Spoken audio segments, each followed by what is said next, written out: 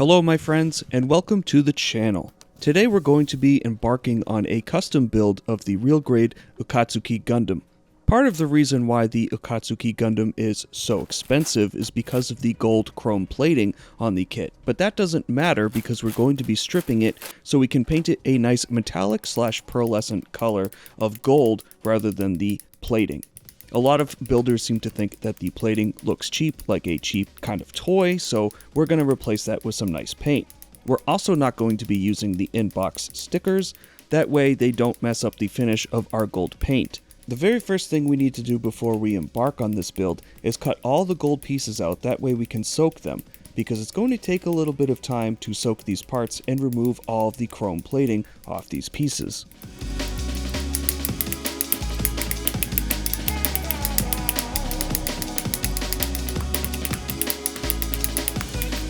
The last thing I'm going to do to these parts before we soak them is I'm going to remove all the nubs with my God Hand Ultimate Nippers.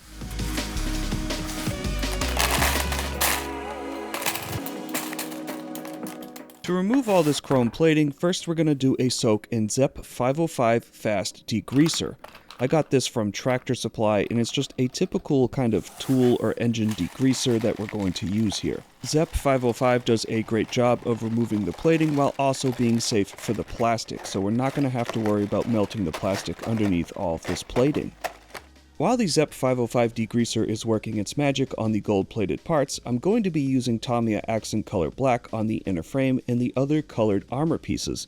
That way the kit can be fully panel lined and ready to assemble once we're done painting the gold parts. I personally like panel lining with all the parts on the runner because as I'm doing my nub cleanup, I can double check all my panel lines on the pieces individually and make sure they're all up to my standards. Cleaning up the panel lines on the runner is super easy. I really just use Zippo lighter fluid and some precision Q-tips, that way I can get into all the nice little nooks and crannies and remove the excess panel lines and splotches from the plastic.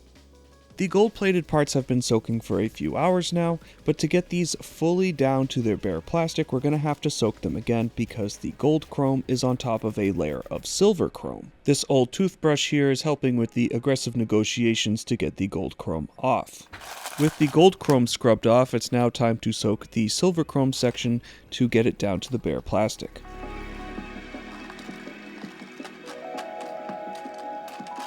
While we wait for the silver chrome to finish soaking, might as well cut out the rest of the inner frame pieces and the other colored armor pieces, that way we can do the nub removal and get these parts ready for final assembly. Once the nubs are cleaned up, I'll separate the pieces into piles based on what limb they build. The silver chrome has fully lifted off the plastic, giving us a real look at what this plastic looks like underneath all that plating, and it's got this sort of tannish color. Before we can start mold refinement, we have to examine all these parts and make sure that the plating has fully been removed, and we'll also have to take some time to wash the ZEP 505 off. That way that sort of greasy, slimy type of feel from the ZEP is no longer on the plastic. That way our paint will actually adhere to these parts.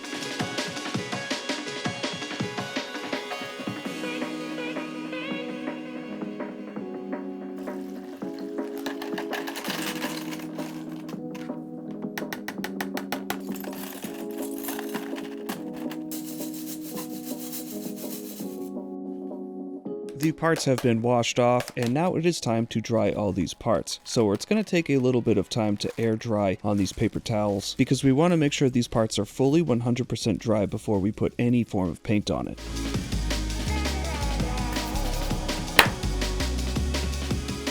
Myself and many other reviewers had issue with the very noticeable mold lines that are built into the Real Grade Akatsuki itself. This is very easy to spot on the front shin armor, on the forearm armor, and also on the upper thigh sections. So now that we've completely removed all this gold plating, it's very easy for us to sand this down. So we're going to start with 600 grit sandpaper and work our way higher and higher until we get a nice, smooth, and shiny surface. We're also going to rescribe the panel lines on the shin armor and the upper thigh armor because some of this can get lost a little bit in the sanding, and we want to refine those scribe lines, that way they're nice and crisp.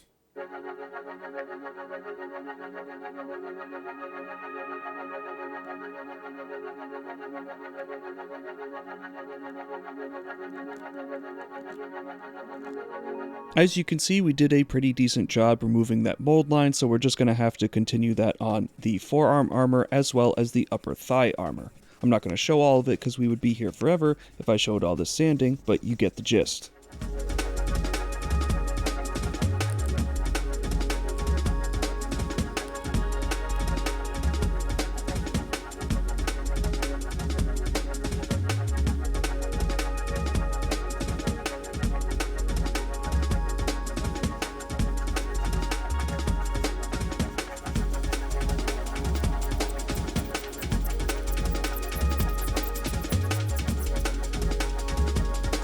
Now that our mold refinement is done, we're ready to start spraying primer, but I figured I would spray some test gold on this spoon, and I think that looks pretty nice, so I think we're going to have a pretty nice looking Akatsuki when everything's said and done.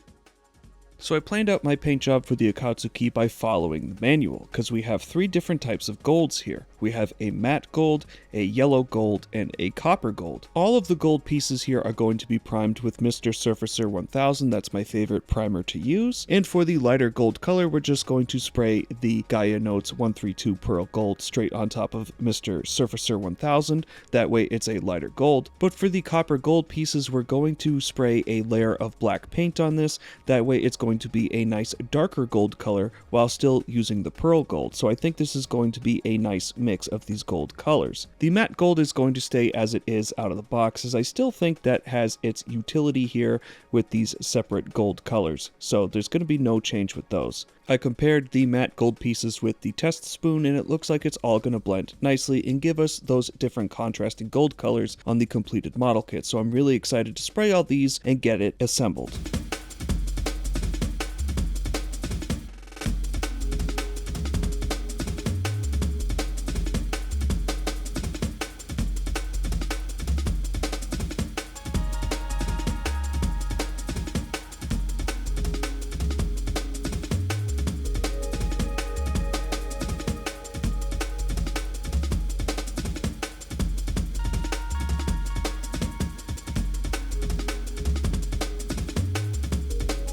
With the gold pieces painted, it's now time to panel line them. For this, I used a mix of both the Tamiya Accent Color Black as well as the Pigma .003 pen. I found that the pen liked to write on this painted surface a little easier than the Tamiya liked to flow. Once the pieces have been panel lined, it's now time to separate them and sort them with the other pieces that are already sorted and ready for assembly. We will start assembly with the head. I also painted the eyes with G-Paint Metallic Blue because they're fully color separated, so that's going to look really nice.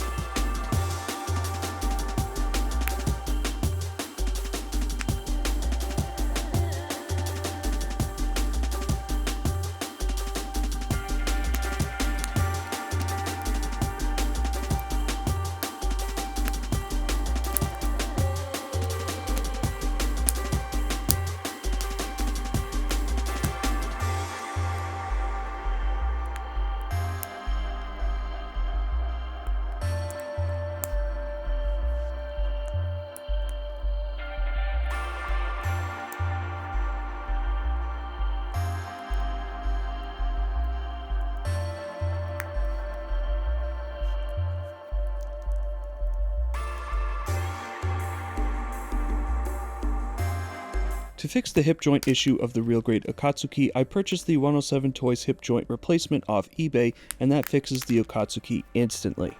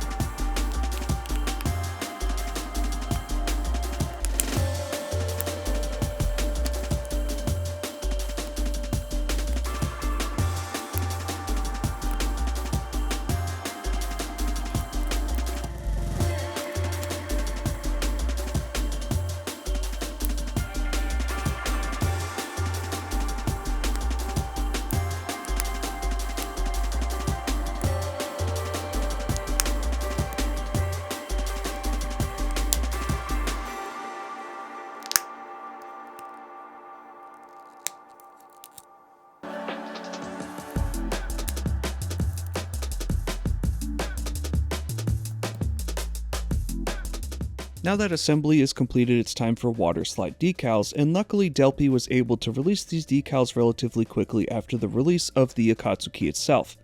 These Delpy decals follow the manual, but do have a few extras. I didn't show every step of adding the decals because that is a lot of extra steps, and that would take up a lot of time, and I really don't want this video to be hours and hours long.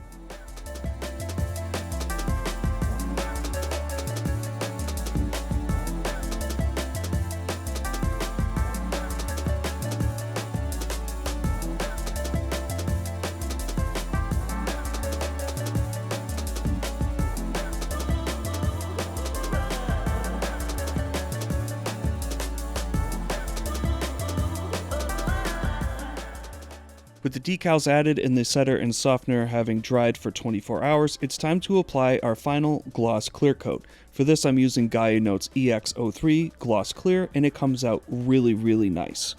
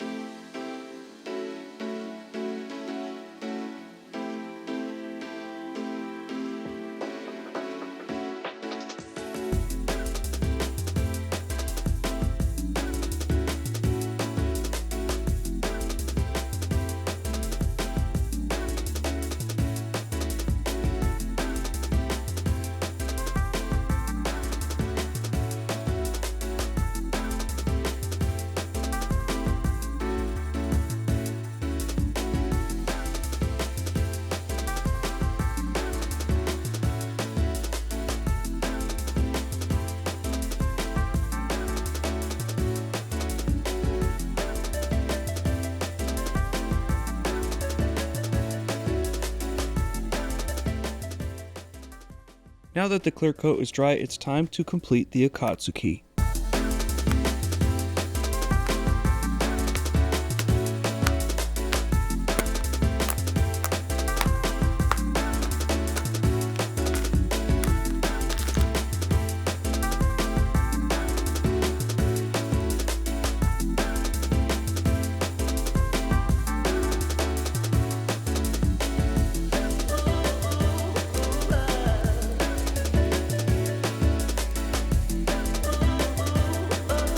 Now let's see the Akatsuki in action.